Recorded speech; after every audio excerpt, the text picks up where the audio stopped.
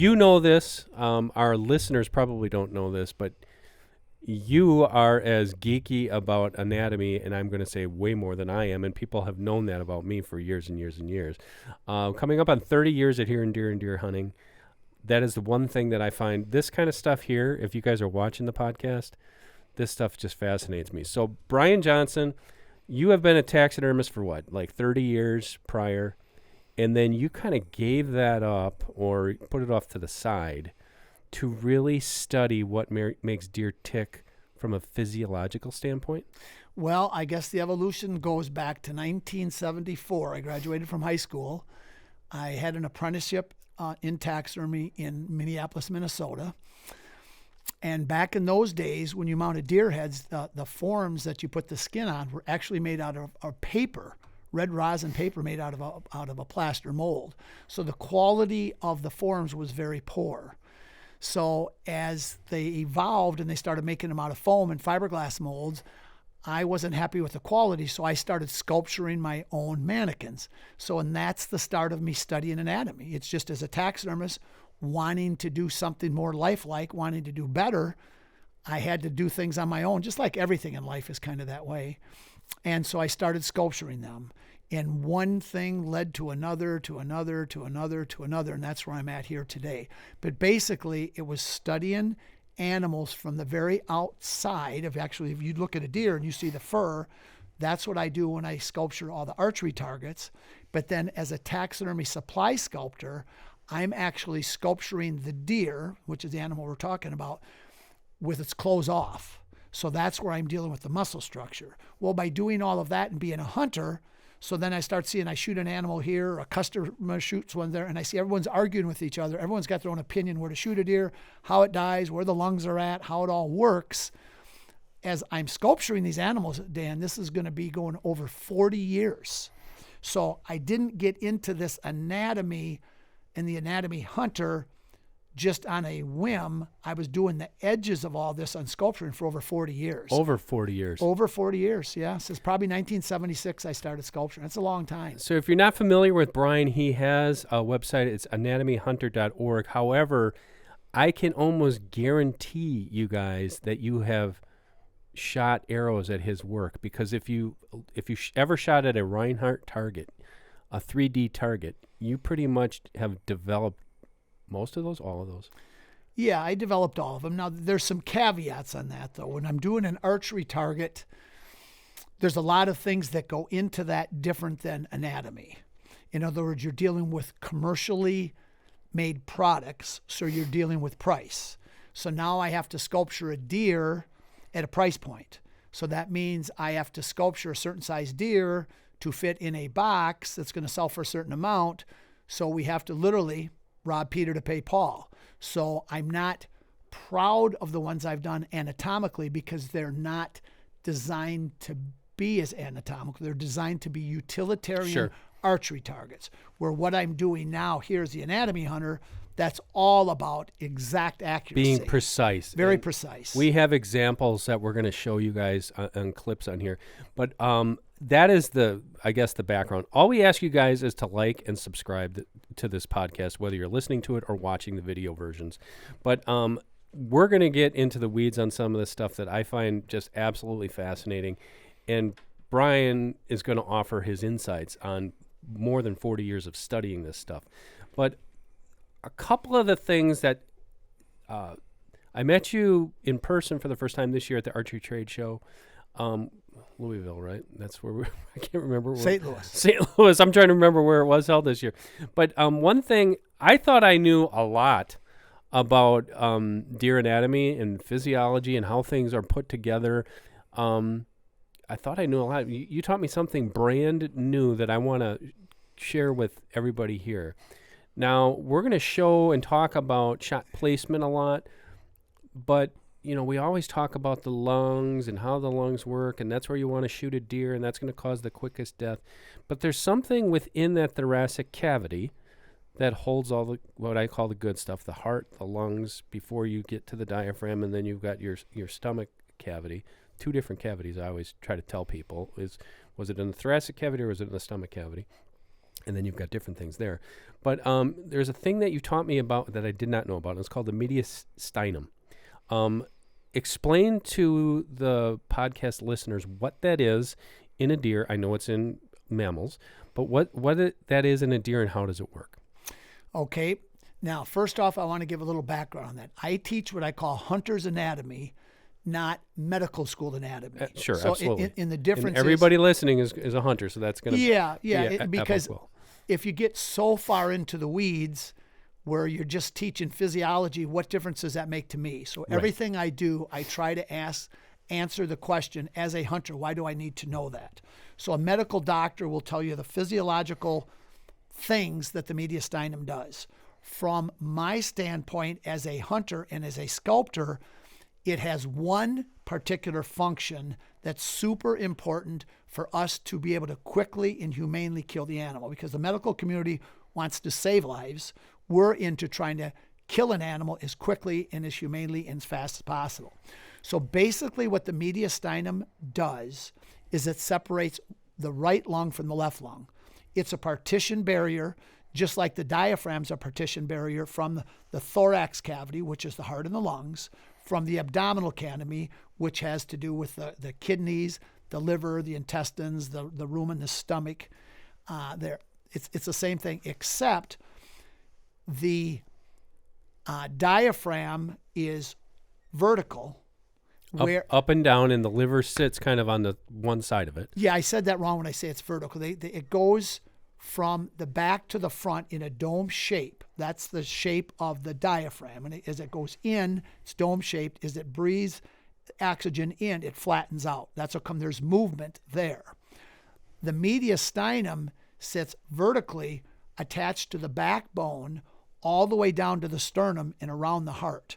So it separates it. But if you've actually, for my photos, which I can show you, it actually looks like another diaphragm. The diaphragm is a membrane and muscle. It's not one or the other, it's both. And the mediastinum is like a very clear, thin, translucent membrane. But to tell you how important this is, I can give you a little personal story about my son. I had a son that was born, he was 2 pounds, 15 and a half ounces. And he was put on a breathing machine. And on the breathing machine, they gave too much pressure. It happens, and it popped one of his lungs. So then when that lung, it caused a pneumothorax and his lung collapsed. The fact that he had a mediastinum meant that just the one lung collapsed, the other lung was kept whole and he could live.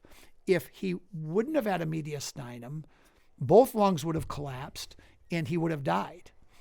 Which is, now that is the point that comes through as a hunter, because number one, if you've ever field dressed a deer, you've dealt with it, but you probably didn't know what you're dealing with.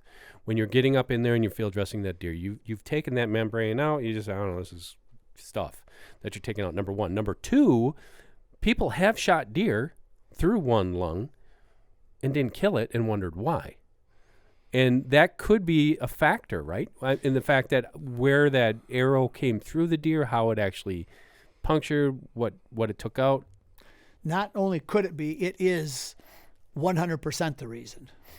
And that has to deal with if we get into how a deer dies when they're shot through the lungs versus through the liver or through the heart. It's a different causation of death. And that's part of the project that I'm on, trying to document 1,000 animals, because I've got a lot of questions. Remember, I'm a student. I'm not the expert. I'm just the only guy that's kind of delved into this because of my background, but I actually know very little. It seems like I know something because I've learned some things other people haven't. But I would say you're the top student in the class, but I'm just saying that, and I know you're too humble to admit that. Let's go back to that now. So yes. we know how this works. We know that this mediastinum is a membrane. It's separating basically the heart from the lungs, and actually the lungs from the lungs, right? Correct. Right from the left. How could it be possible for an arrow to penetrate? Am I saying that? I always say thoracic cavity. Correct. That's right. And not completely disrupt that. I know how it can work, but I want you to describe, is it the angle of the shot? Is it because I'm hunting out of a tree stand versus a ground blind, or something else? All of the above. The bottom line is, if you put an arrow through one lung, which generally takes place if you're in a tree stand, or if you're on a ground and you use a big broadhead that hits a rib and it doesn't penetrate through. So those, I think, are the two most common scenarios. But either way, you're hitting one lung. And with that one lung, then you're dealing with the lung collapsing and you're dealing with hemorrhaging with blood loss.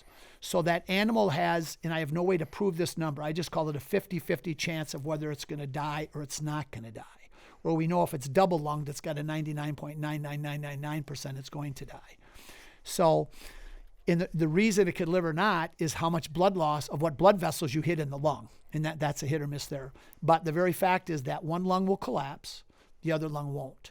So, but part of this, the understanding, I think, is we need to talk about why, what do we mean when we say the lung collapses and why does it collapse? Let's get into that. Why, what causes it to collapse and why does it collapse? And at what point do you have a problem? Okay, well, first off, let's take a look at what about our lungs, period. When you gut a deer, the lungs are very small. We know when the animal's alive, they're inflated. Well, the question that I ask people, which I've asked, and all these things I've asked myself, and then I've done the research to find out because I have a lot of questions. Why are our lungs inflated in the first place? How do they stay inflated? Because we're breathing air right now. So everybody says it's the diaphragm, but if it's the diaphragm which pulls back so that could pull air in, okay, that seems to make sense. But what about when we breathe out? Well, then our lungs should be totally decompressed like when we get the deer, but they're not. So how is it when there's even air pressure that our lungs stay inflated? And this has to deal with the negative pressure that's on the outside of the lung and the inside of the rib cage. They call that space, and there is no space, it's tight. They call that the pleural space. Mm-hmm. And in that space, there's a pleural membrane, which again, I've never seen it. It's a very thin membrane. It's in an envelope. It goes on the inside of the rib and the outside of the lung. It's actually one piece. There's a liquid that's in there. But within that space, that liquid, it has a negative pressure. So in my mind, again, I'm a hunter's anatomy, not a doctor, it creates a vacuum, and it really does, that has the lungs pulled to the outside of the ribs, to the back up against the diaphragm, up along the back, so that whole part of the lungs are pulled outward inside that cavity. Mm-hmm. Okay, so now listening to this, and we're back in school, and we start to drift off, and we start putting our own thoughts into this. And I know you've answered it. I've watched your other podcasts with everybody else, and we've written about it. Do you remember this one? This was from 1992. This was. Wow. This was. I'm showing you guys our first whitetail details. We actually commissioned this. Deer and deer I hunting. didn't know that. Yeah, we commissioned this. We actually own the copyrights to those. But when we were talking about this and people started putting their own thoughts into it and talking about what you talked about pressure and how that works, they're like, well, that makes sense because I shot this deer and that arrow went, in the dead space between, below the spine and above the lungs. And we've been, since I've been here for 30 years, trying to teach people that doesn't really exist. Okay, let me ask you the question. Is there a dead space above the lungs and below the spine? And if not, how could that possibly be from a hunter's perspective that I put an arrow through the deer and I didn't kill it?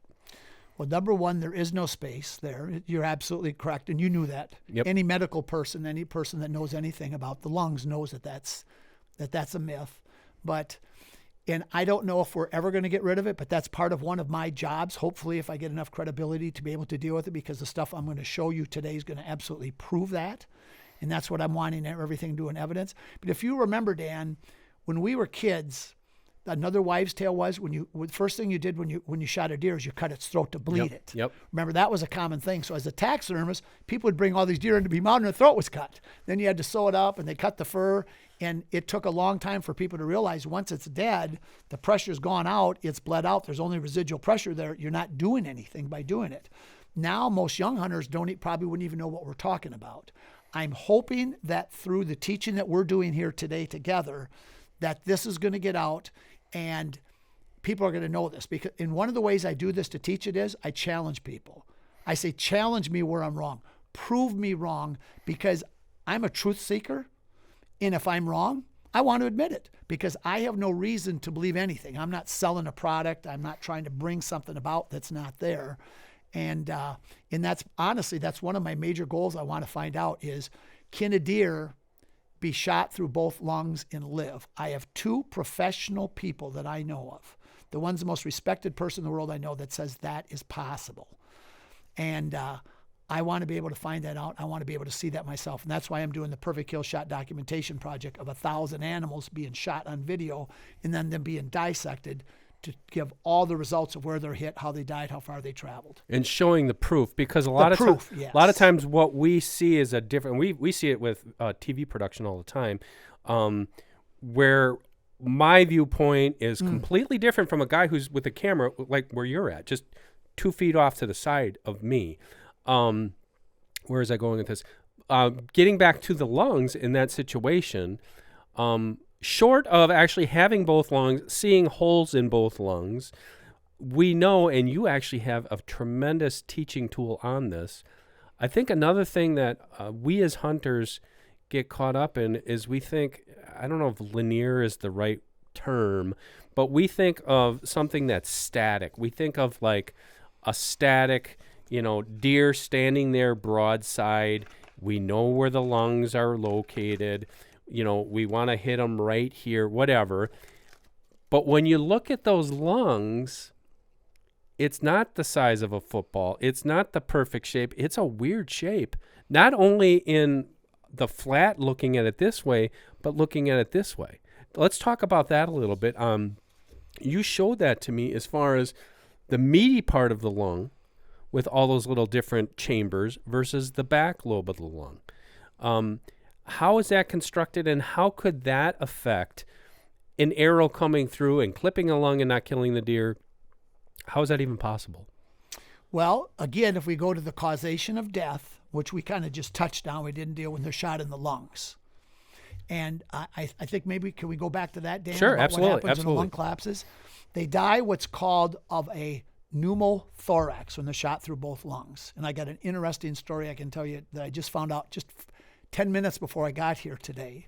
But what happens is they actually die of what's called a pneumothorax. Now, this is getting really wonky. Keep going. But basically, remember we talked about that vacuum?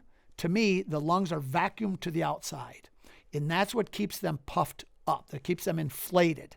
When inspiration takes place, the diaphragm, which is concave, dome shaped, to me it's like a volleyball pushed in the middle of the lungs, and the lungs are on the outside of it, and then they come on the inside. So you have the internal shape of the lungs, which is where the mediastinum meets the diaphragm in the middle. That's this V that you see that people do in the drawings all the time. The outside of the lungs is a completely different shape than the inside. Right. Okay. Well, what happens when that air gets in that space, because remember, it's negative space, negative pressure that's got it pulled out. When air gets in that space between the outside of the lung and the inside of the rib cage, and or blood gets in that space, that breaks that seal. And literally, instead of the lungs popping like a balloon, that's what people think, you hit them, they're like a balloon, they go in. It's just the opposite. The air from the inside of the lung, where it goes through, when you breathe in, because you'll see blood that comes out their nose and their mouth, right? When they're shot through there, it gets in their breathing tubes.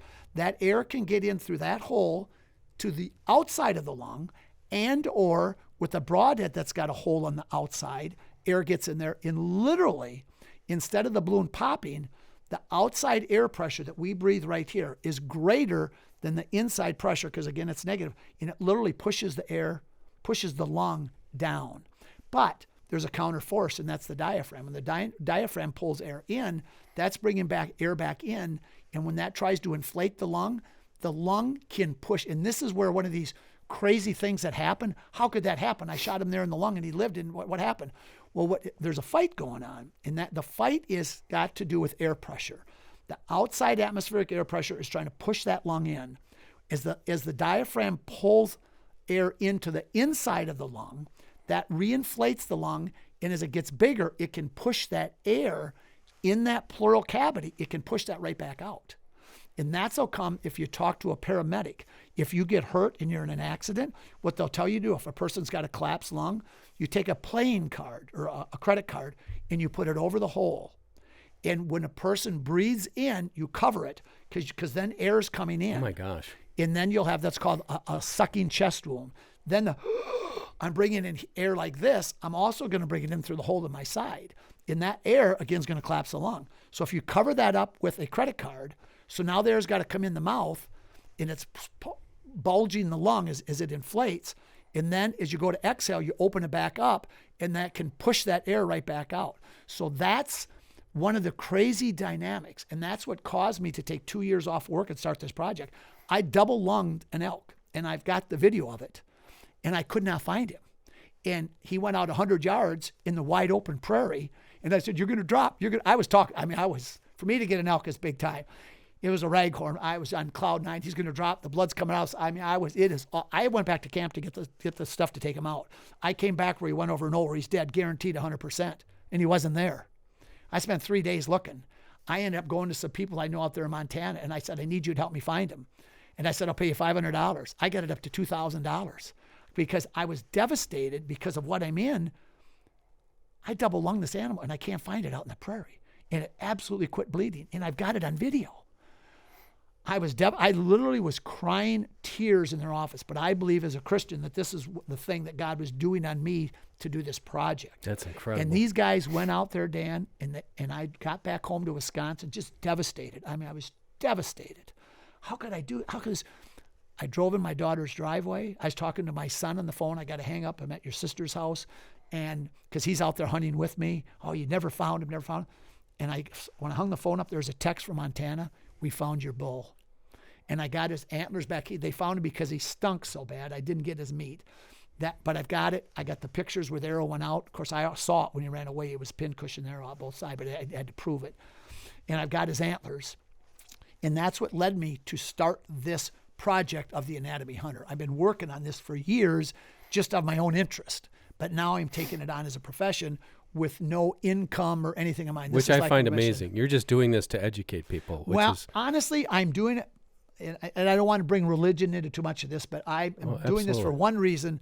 I believe the Lord led me to do this. I believe it too. So and it shows through your knowledge, which is just insane, and your passion for it. So let me just talk about the elk for a minute. Yeah. How far did it go? They told me, I haven't been back out there because I didn't get a tag this because I want to go back and see the bones are so bad. I feel guilty that I shot him and I didn't get to eat the meat. I know my wife thinks I'm best crazy. Meat in the world, yeah. Well, but I mean, I shot him. I made the shot. It's part of the process. Absolutely. I didn't get to touch him. But anyway, they claim he went a quarter mile after that. My goodness. So now that is what got me into all of this. How is it that he lived right out in the open? He looked. I'll show you the video today when we're done. I can show you. Now the next step, or you're in the bar, wherever you're having a conversation with somebody, and they say that now it goes to we want to think. We're trying to think of solutions. We're trying to think of. Well, you must have had a dull broadhead or something like that, or So let's talk about that for a minute. What happened? What's my hypothesis? What happened? Yes. Okay. I believe it's honestly pretty obvious what happens when you understand the physiology of how they die and how this works. Now, when you said a dull broadhead, I shoot. Everyone's got, broadheads are like religion, right? Yep. Everyone's got their own of what they have. Everybody's got their own opinion. Yeah. But I've got to be very careful from my position that I'm trying to deal with science and facts. And when I get into opinion, then I'm kind of off the area of who I should be because I'm not trying to be endorsed by anybody. But what happened was, when I found my arrow, because it went right through him, fell out. I had one blade missing, so I went through him with 3 blades. Okay. And so that's the first part of the story. Second part is the blood was coming out of the side, but where he stopped, there was not a drop of blood. And my wife and I have tracked a lot of animals, not that we're experts, but we know you don't go way ahead. I mean, we send one way out to try to jump the trail, but when they split on a trail, which trail did they go? I got to find one speck, anything to at least know this direction. And when he stopped, he stopped. Now, if you remember, if they die from a pneumothorax, which means a collapsed lung, and it collapses as a result of the sucking chest wound, the faster they run, the more the air is going to come in, and you'll notice the faster a deer runs, the quicker they die. The faster that lung's going to collapse. because more air is being brought in and it's pushing in and it's collapsing the lung. When the lung collapses, they get a lack of oxygen. The pressure changes. There's more to it than that. But basically, it's a lack of oxygen. You get dizzy and down, you go and you die. You see deer out there going and they go there and then they drop. In my situation, this elk, number one, what happened, for sure, for a fact, is not enough air got in there to collapse the lungs. That's a fact, or you wouldn't have went that far. So it doesn't take a hypothesis to come up with that. That's just I know a fact. exactly where you're going with this. Keep going. Yes. So then the question is, but both lungs are hit. Now they're hit with 2 blades, not 3, and an elk is bigger. It's just a raghorn, but I mean the hole is smaller. So now the next thing is, when they die as well from hemorrhaging in the lungs. Now the hemorrhage in the lungs can be you hit the capillaries, the little tiny blood vessels, and that causes blood loss, but only so much. If you hit an artery or a bigger vein, you've got that much more blood loss. Now, so obviously I did not hit a major blood vessel, or he would have died of hemorrhaging closer. So then the question is, he did die, how and why and so long? So, and again, now this is hypothesis, this is opinion. I believe the arrow went through, the hole sealed back up, the air got pushed out enough, because they don't just, like a balloon, they're either inflated or they're not. It's degrees of how much they deflate. So I believe what happened was the hole sealed up, which is why there's no more blood in the ground. When you say sealed up, are you talking about contents blocking that hole, or could it be a number of things? It could be a number of things, but the very fact that, again, by evidence, there's no blood in the ground, it quit bleeding. When the blood goes out, that means there's an opening for air to come in. So the very fact that he went so far and he absolutely quit bleeding is another reason that air did not rush in. And then he stopped and he stood there for a long time, so he calmed down. He calmed his heart rate down. He calmed his breathing down, so he's not having that sucking chest. And they tell you when you get in an accident, what do they do? Stay calm. Just stay calm. He did that. He turned and he looked at me, and of course, I don't know what he thought when he seen this guy pointing at him. I got you. But that's that's what he did. Now, as he slowly went away, he is bleeding from that wound. So even though it is possible that very little or not much air or not enough got into those holes to collapse the lung, he is cut in both lungs, and that is continuing to bleed. And as he bleeds, that blood is filling in that same space, in that pleural space. So instead of air coming in and breaking that seal, now blood is doing it. So that's the hemo part of the pneumothorax. The pneumo has got to do with air, right. Thorax in the cavity, and the hemo is the blood part. Blood loss, and that's why you do shoot deer that you have a terrible blood trail, and they do die, and they're completely filled with blood on the inside when you find them. Yeah. If you find them. Deer Talk Now is brought to you by Hoyt Archery and the all-new Alpha X30. Compact yet forgiving, it seamlessly blends into your hunting environment, whether you're nestled in your blind, perched in a tree stand, or venturing into the backcountry. The Alpha X30 allows you to make adjustments and tailor your performance like never before with the new HBX Exact Cam. For more information, visit Hoyt.com. Okay, we could talk about that for a long time. I want to ask you kind of a related question on this. You're talking about what was it? It's hemo versus pneumo. Pneumo. One of our writers, he's going to know who I'm talking about. I'm not going to mention him by name just in case. We were talking. We presented an article. I don't know, it's 15 years ago, about wounded deer and why wounded deer seem to, you find them near water, and his hypothesis there was, it was there's a name for it and I can't think of it. Basically, blood volume, like they're losing blood volume, and that's why they seek water. Have you ever heard of that? Or no? Okay. No, and that's where, like I say, I'm trying to be a student and trying to be honest, and I don't want to make myself something I'm not. I have the areas of tracking and blood color and some of those things that I've studied.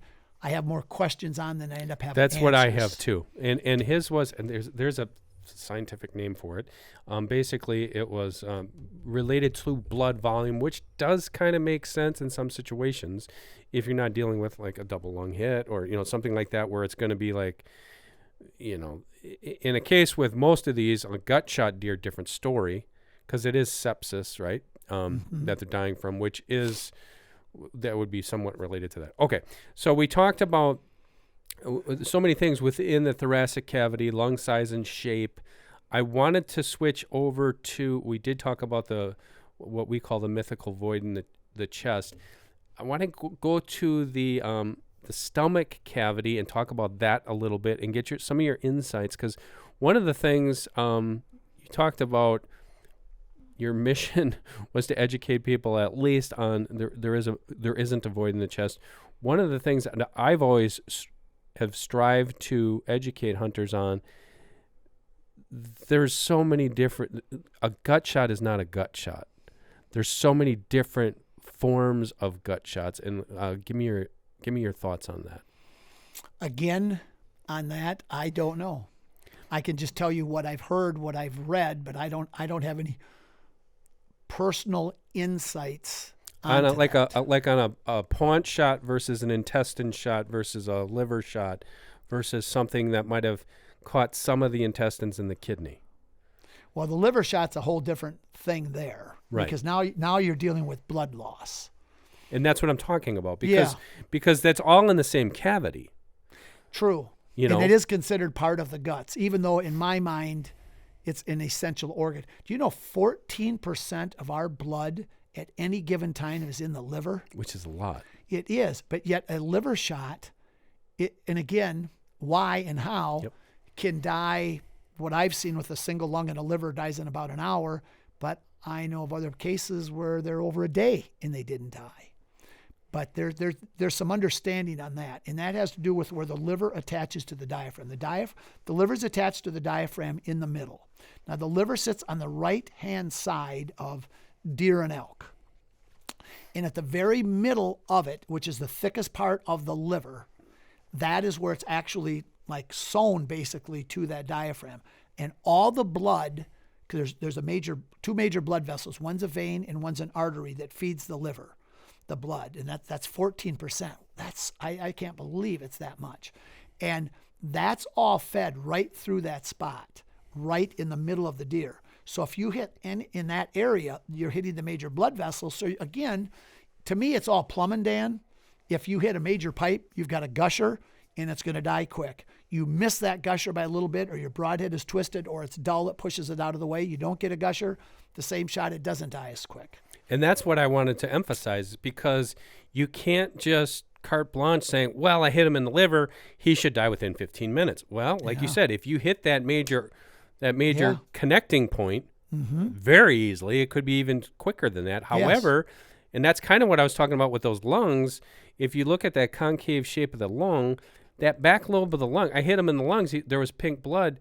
Yeah, but, you caught the very tail end of it. Yes. And that could be with the liver as well. Yes. And that's when we were talking about color of blood. Yeah. If you've trailed enough deer, you can be pretty proficient with saying that really looks like liver blood. It kind of looked like a liver shot, kind of looks like liver blood, but you do have to temper your enthusiasm, or you got to think about it as like, well, how much was it? And that's where those angles come into play. And we're going to look at your visuals here, that there's so many questions.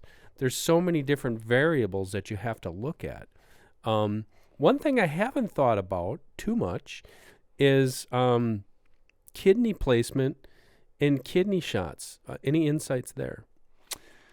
No, because I consider them a luck shot. And pretty small, right?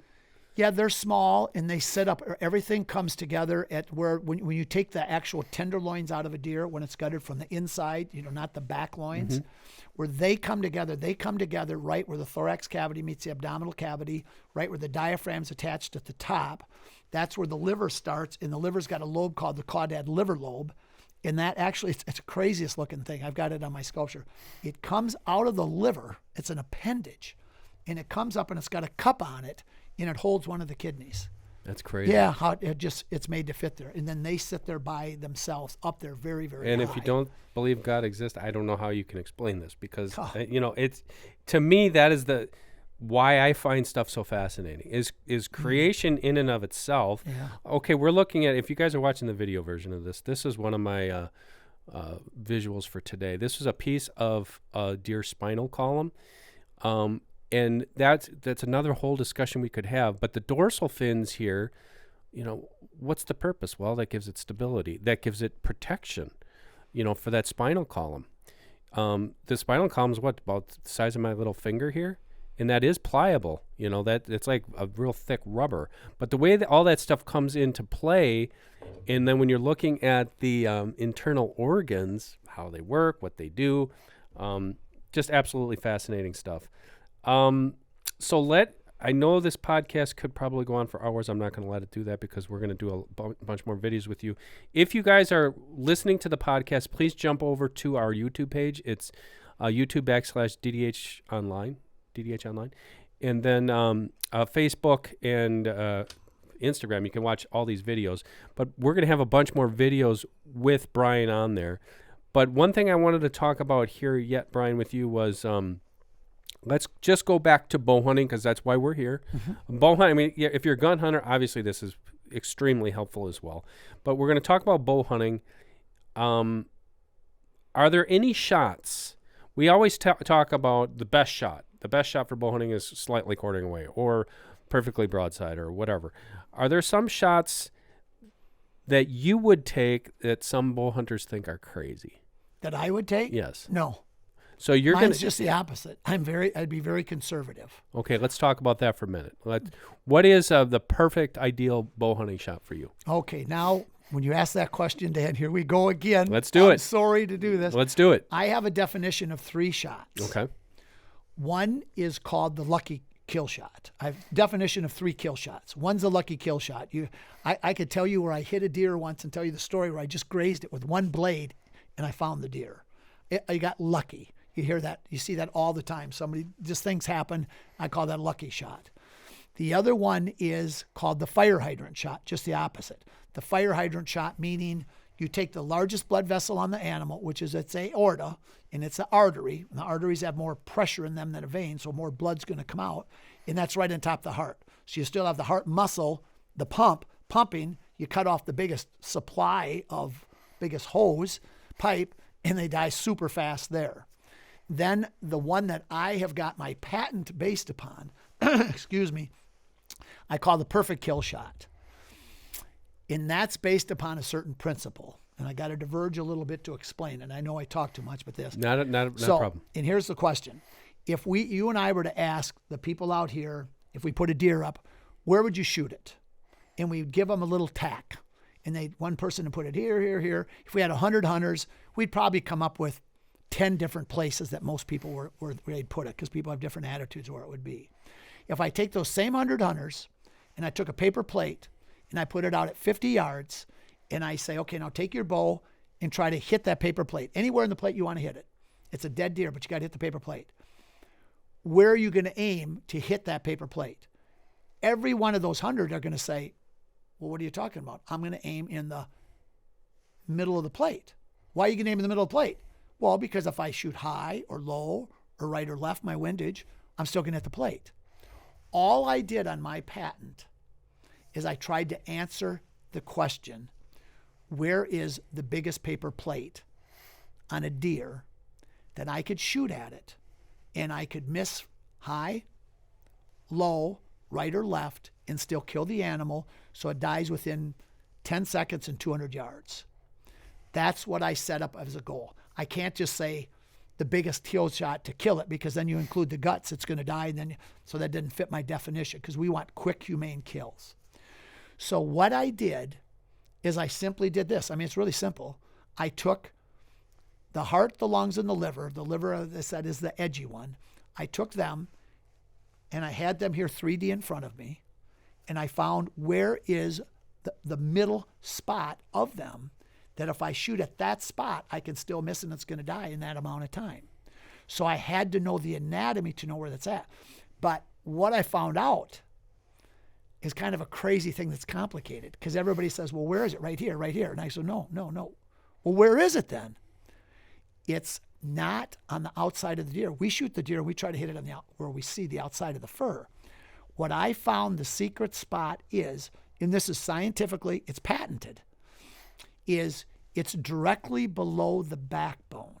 If you put a wire from its backbone to its sternum, up and down there, in the middle of the lungs, where the mediastinum is, if you were to come back from the top of the heart 2 inches to 2.5, depending on the size of that back, and put a marble there between those lungs, that is the axis that gives me the greatest kill zone possible, that it dies within 200 yards in 10 seconds. And that is the spot that where I'm shooting up high in a tree, or I'm shooting at a back angle, or I don't like to say front angles because when I say I'm conservative, I basically front angles I don't deal with because I don't think they should be shot, but if people do, that is scientifically, is inarguably, that is the biggest spot to aim to hit the deer. But the problem is, well, where is it? It's in the middle of the animal. And that's what my patent deals with in the new product that I'm developing now. I've already developed it, but it's very complicated. I'm redesigning it now. That's going to be consumer friendly. It's going to be really simple to see. And I believe it's going to change the archery industry as far as them killing deer. Because remember, my goal is when I'm done with my project, I want to have 2,000 deer a year killed that would have been wounded. With the point being, number one is I don't want to wound animals. I mean, Dan, I love whitetail deer. I raised them in my living room. I mean, we had fawns. We had them in our living room. We literally did. And so I don't want to see them wounded. And the goal then is to put more back straps in families' freezers of hunters and give less back straps to families of coyotes. This is awesome. So, I mean, it not only the information, but your mission. You know, your mission is so selfless that you just want to help people become more educated, better hunters, which I think is admirable. But when I listen to this is like, you know, this stuff backwards and forwards. And I think that when you take yourself, as me as a hunter, I take myself out of what, for me, in my case, I've taught myself for well over 40 years as a hunter, that I'm looking from the outside of a deer to where it's like, no, I'm trying to actually analyze the inside just so I can be more efficient. And when I'm more efficient, I'm more ethical. It's a great thing. And I do like the fact, too, that you say that there's shots that you wouldn't take because you know that you want to have the highest percentage.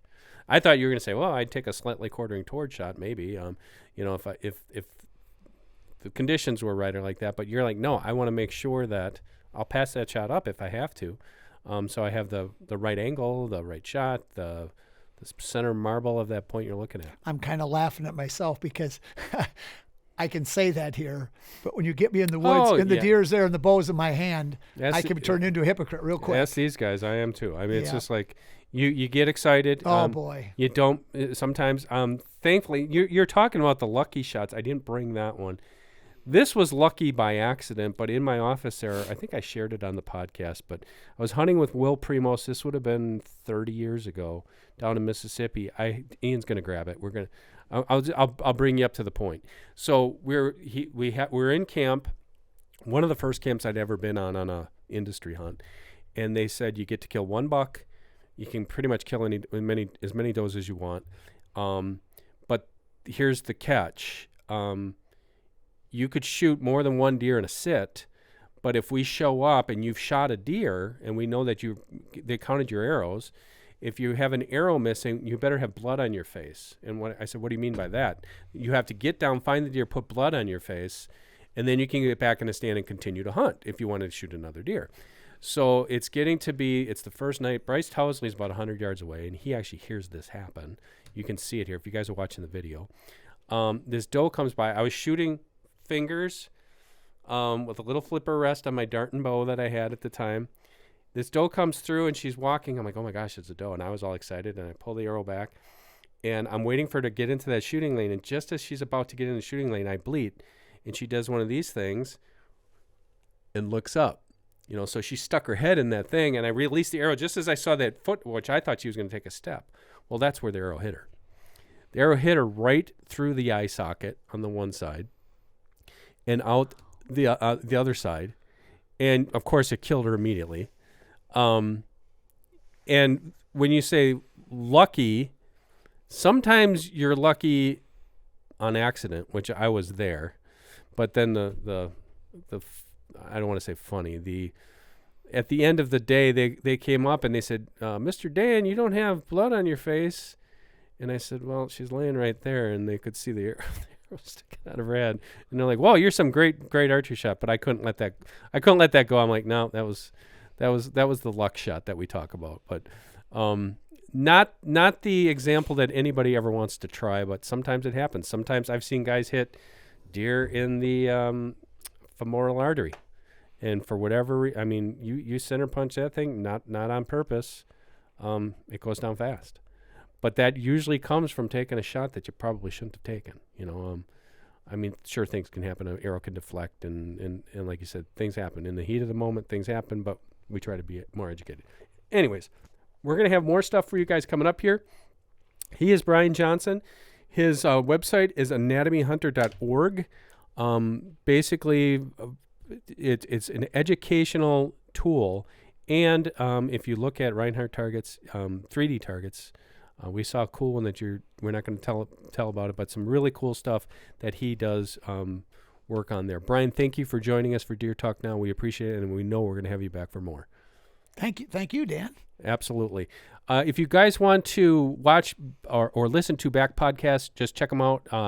iTunes, wherever you're listening to your podcasts, or if you want to watch the video versions, YouTube /DDH Online, the Deer and Deer Hunting Facebook page, and Instagram. Until next Thursday when we drop another new podcast for Brian Johnson, I am Dan Schmidt. We will catch you again for another episode of Deer Talk Now.